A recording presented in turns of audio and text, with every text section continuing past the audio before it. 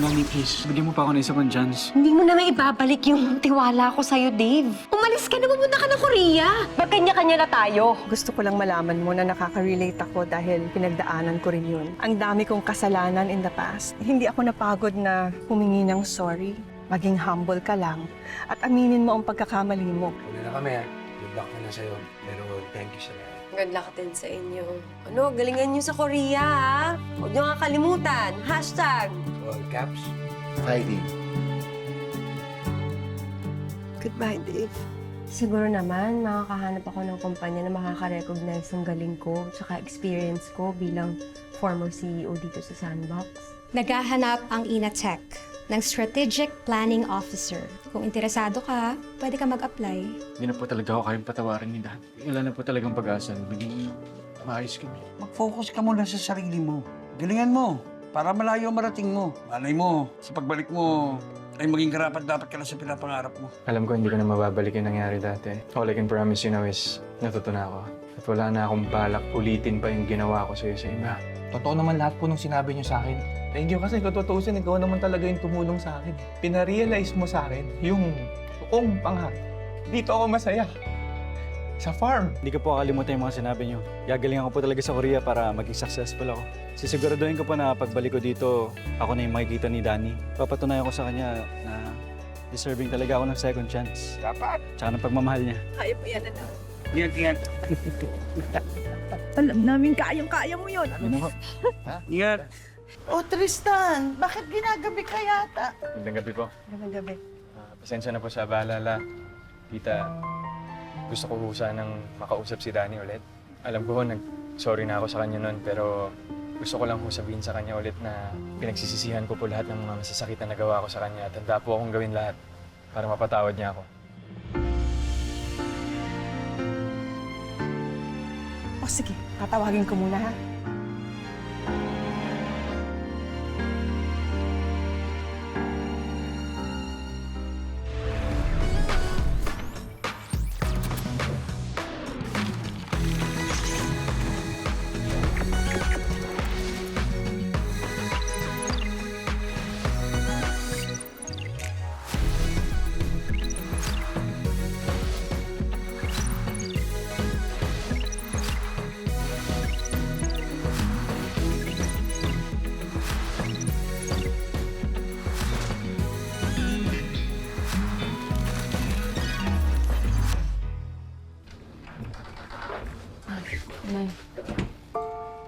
Pakisabi na lang po kay Tristan, may sakit ako, hindi ako pwedeng lumabas. Nakatulog na ako. Kawawa naman yung tao, umaasang makausap ka. Sige na, please. Gawin mo na lang yung sinasabi ko. Sige.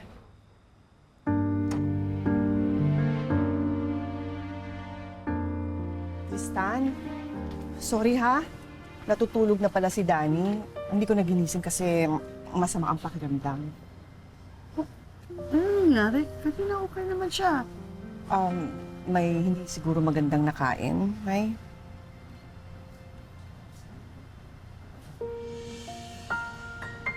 Sige po, pakisabi na lang po na dumaan ako.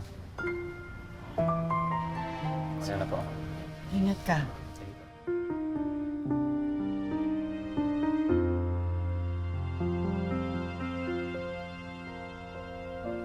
Sa tuwing nag-iisa, naaalala ka. Yakap mong laging kasama. At sa tuwing nagdidilim, ay tumitingala at nakikita kang gumagabay sa bawat sana. Minsan may di ko maaninag. Ikaw pa rin ang siyang liwanag.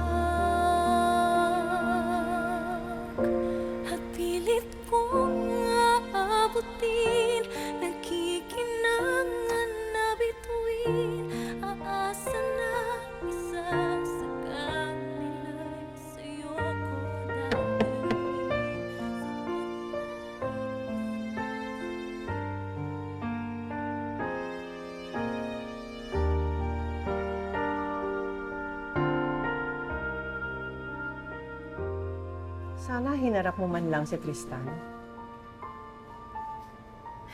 Hindi pa ako ready, ma eh. Hanggang ngayon nasasaktan pa rin ako sa pangloloko niya. So, ibig sabihin, hindi mo pa kayang patawarin si Tristan at Dave?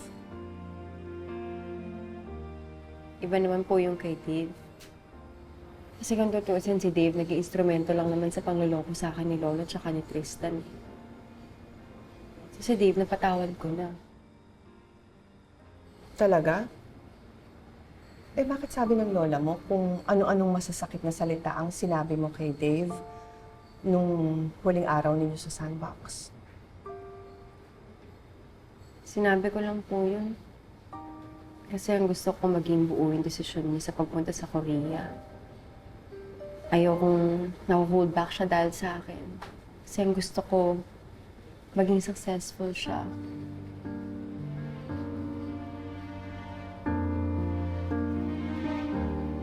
Bakit po? I think alam ko kung bakit ka nahihirapang patawarin si Tristan. Sobra kang nasaktan dahil ang taong nangloko sa'yo ay ang taong mahal mo.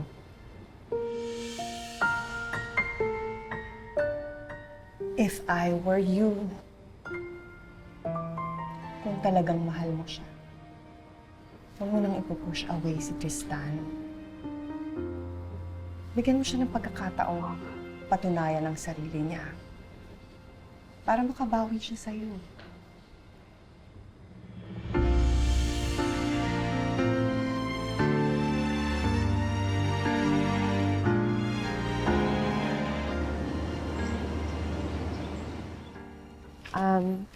Hi, Sir Darwin. Good morning. It's Danny. Yes. Nandun ba si Tristan? Pati ko ba siya makausap? Hindi mo alam? May flight siya ngayon, ah. Saan siya pupunta? Hindi ko alam na aalis siya. Ibig sabihin, hindi man lang nag-message or nag-text si Sir Tristan? Hindi ko alam. Hindi, pero alam mo, sinabi niya sa akin, mag-iiwan daw siya ng message sa'yo para i-explain lahat. So, kaya pinadala yung message na yun?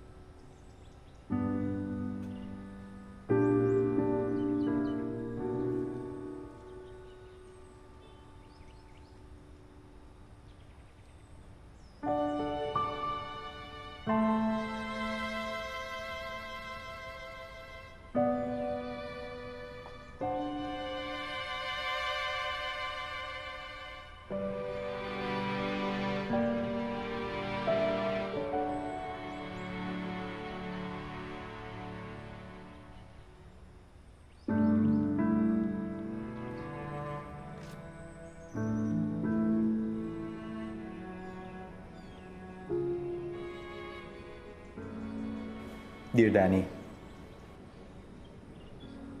hindi ko alam kung makakarating sa'yo ang sulat na to.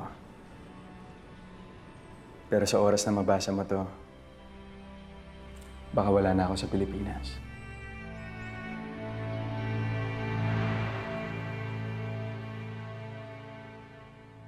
Masakit sa akin na lumayo sa'yo. Pero mas masakit na makita kang nasasaktan ng dahil sa akin.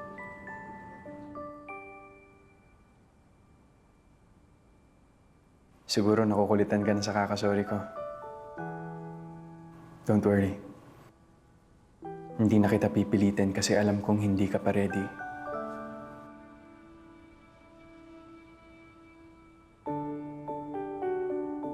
That is why nag-decide akong umalis.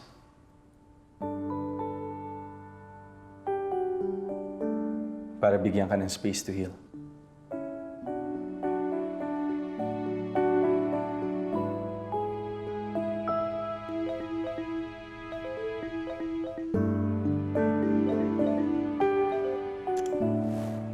Yes, Miss Sandra. Boarding na din. Salamat sa iyo, Tristan. Thank you for doing this. Cuba? Yes. I'm planning na ikaw ang ipadala doon to oversee ang pagtatayo ng Sandbox Cuba. I trust na alam mo nang gagawin mo because you helped me here with Sandbox PH. Don't worry. Na-meet ko na yung ilan sa mga tauhan doon and rest assured you're going to be working with a brilliant and competent team. Marami kang makakatulong doon. So, what do you think? I'm okay, Miss Sandra. Tatanggapin ko po ang offer. Wow, you decided in less than a minute. Mukhang sigurado ka na. Well, there's nothing holding me back naman po dito sa Pilipinas. You're always welcome, Miss.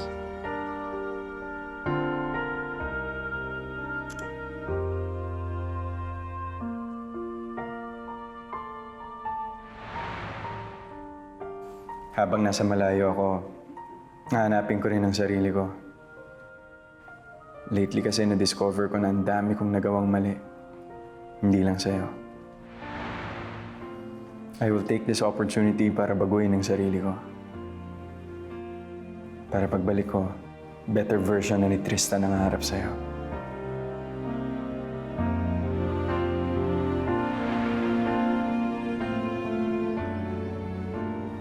Yung Tristan na talagang good boy.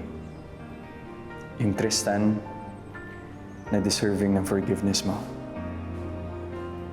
At ng second chance para mahalin mo. Goodbye, Danny. Hanggang sa muli. Tristan.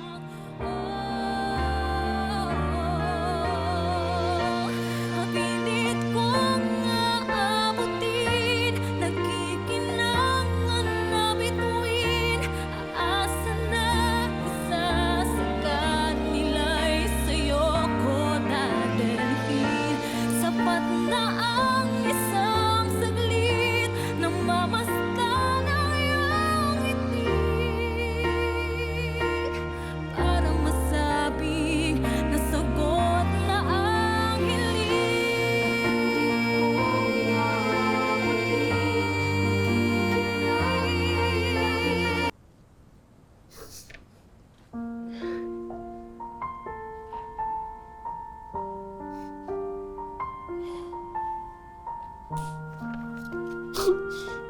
Hana, anak. Ba't ganun? Akala ko gusto niya magkaayos kami. Bakit naalis na lang siya na ganyan na hindi siya nagpapaalam? Pero at least nag-try siya. Kahit sa sulat man lang. Kanino ka ba kampi, ma? Na, bakit wala kang imik? Alam mo ba naaalis siya?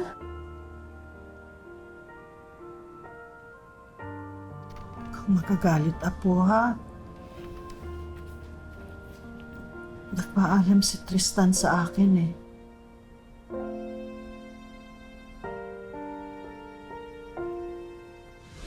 Kamusta na si Danny? Hindi pa rin ako kinakausap eh. Mukhang hindi na niya talaga ako mapapatawad. Darating din yun, good boy. Huwag ka mag-alala. Siguro sa ngayon, mas makakabuti kung bibigyan mo muna siya ng panahon, tsaka space para makapag-isip-isip. Kasi alam ko marami din siyang pinagdadaanan. Paano na kung wala na akong oras? Bakit, good boy? May sakit ka ba? Malala ka na ba? Alam mo, mukha mo akong may sakit. Healthy tong manok niyo. Huwag kayong mag-alala.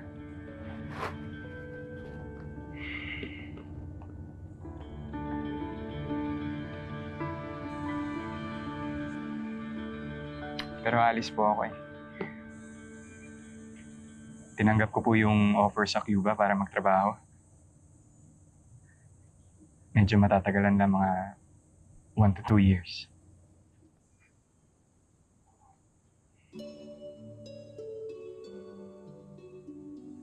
Iiwan mo ako? Ulit? Sandali lang ho yun. Tsaka, sigurado naman ako magiging okay kayo rito kasi sigurado ako alagaan kayo ni Danny, nung mama niya. Hindi nila kayo pababayaan.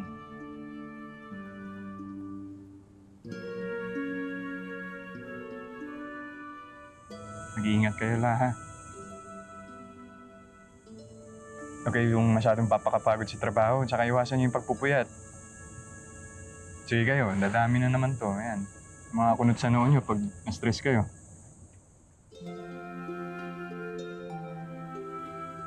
Kung magsalita ka, parang hindi ka nababalik.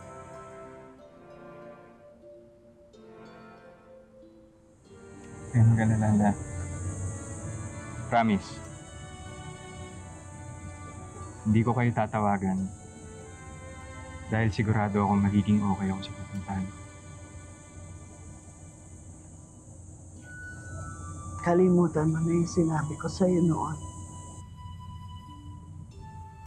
Gusto ko mangako ka na kapag yumamang ka, Oo na. Babayaran ko kayo kasama yung interes. na kapag yumamang ka, huwag mo akong tatawagan. Kapag nagkaroon ka na ng asawa at meron ka ng sariling pamilya at masaya ka na, huwag mo akong tatawagan. Kasi mas lalo lang ako maiinggit sa'yo. Gusto ko tawagan mo ko at sabihin mo sa akin lahat ng nangyayari sa'yo. Kahit masaya ka, tumatawa ka, o umiiyak ka, basta sabihin mo sa akin lahat. Hindi ako magtatanong. Basta, gusto ko lang marinig ang boses mo.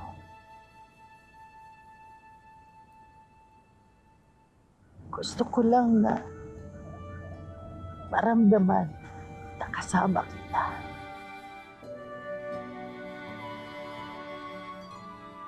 At saka,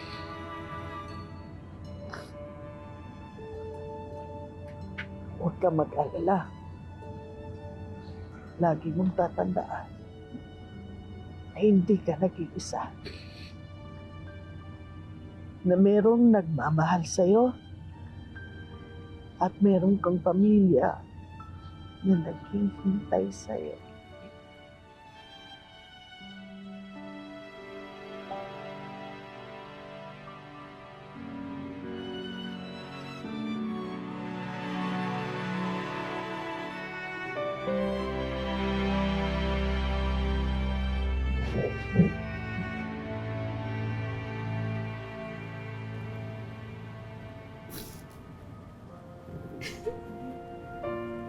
Pag dinaratnan ng kahinaan ng damdamin, pilit na tatayo't ikaw ay hahanapin.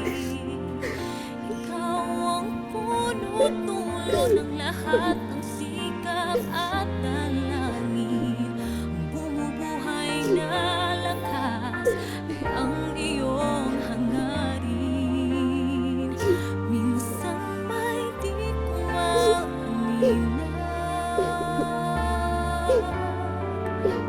Ikaw pa rin.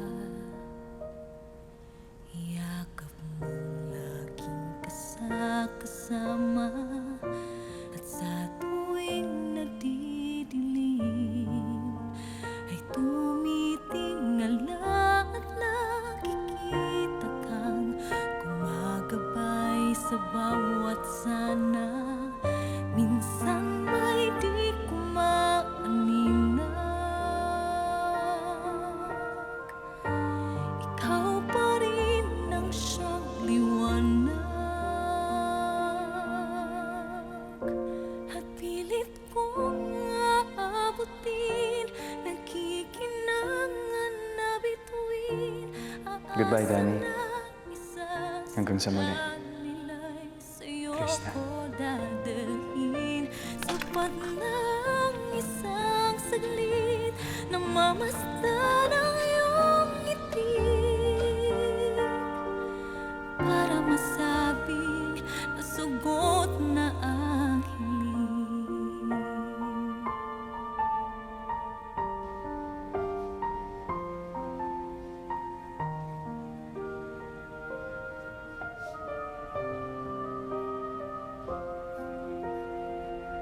At pag dinaratnan ng kahinaan ng damdamin, pilit na tatayo't ikaw ay hahanapin. Ikaw ang puno-dulo ng lahat ng sikap at dalangin. Ang bumubuhay na lakas ay ang iyong hangarin. Minsan may di ko maalina. Baka pwedeng kausapin mo man lang si Danny. Padalhan mo ng text or send her quotes. Bakit, ma? Ano bang problema? Kasi simula nung nagsara ang Three Sons Tech at umalis si Tristan, laging tulala. Laging wala sa sarili, tapos nagmumukmuk lang siya sa kwarto niya. Siyempre nag-aalala ako sa kapatid mo. Baka magkasakit siya. Para yun lang? Ma, hayaan niyo muna siya. Give her time to grieve. Siyempre nawalan siya. Hayaan niyo munang ma-process niya yung feelings niya. Hindi ka man lang ba nag-aalala sa kapatid mo? Hindi. Ina naman. Hindi ako nag-aalala. Kasi kilala ko si Danny. Hindi siya basta-basta sumusuko. Palaban siya. Kaya confident ako na makakabangon siya. Hindi magtatagal, she'll be able to bounce back. Hashtag all caps. Fighting. Good morning! Good morning, ako. Mano po. Hi, ma. Saan ka pupunta? Papasok na po. Bye! Bye. Bye!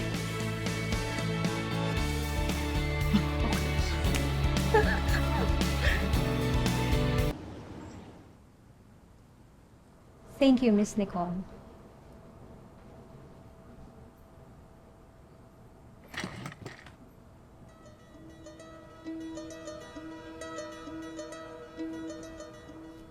Good morning.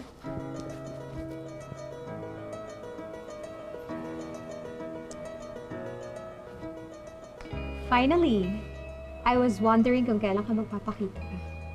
Sorry naman. Tinday ko namang i-take yung advice mo na 3 hours na umiyak, pero pinapot ako ng 3 days.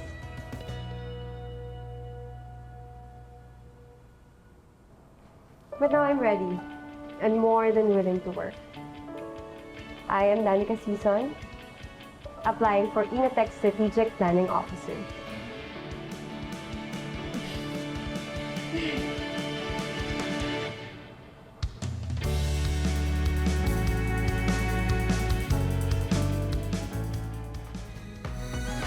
Di man sigurado kung ano ang dulo. Ito lang ang gusto. Ito lang ang gusto. Posible mang matalo, kaya ding manalo. Kung susubukan ko, magsimula. I heard parte ka na daw ng Inatech. Congratulations. Salamat po. Alam mo, I don't know if you're aware of this, pero na-meet ko yung papa ko. I was about to invest in his business nung nangyari yung aksidente. Kayo po yung ka-meeting niya na nagmamadali siya. Very close ka sa kanya, no? Paborito po namin to. tong swing. Kaya lang lagi nag-aalala sa akin yun kasi lagi ako nahuhulog. Ako kasi dati ho yung anak ko nahulog sa swing. Kaya isang araw, nag-request ako sa kanya na maglagay dito sa ilalim ng sandbox. Nakiusap sa akin yung anak ko na lagyan ng buhangin yung palibot ng swing para kung sakaling mahulog siya, hindi na siya masasaktan. Para kahit mahulog ako, okay lang hindi ako masasaktan.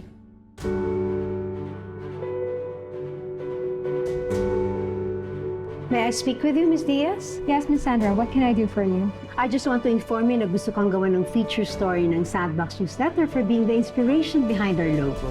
Ha? Iba na lang po. I'm sure there are more interesting topics or persons na pwedeng i-feature ng newsletter. Is that the real reason, Miss Diaz? Hindi kaya ayaw mo lang ma-expose na nagsisinungaling ka dahil hindi ikaw ang totoong girl on the swing.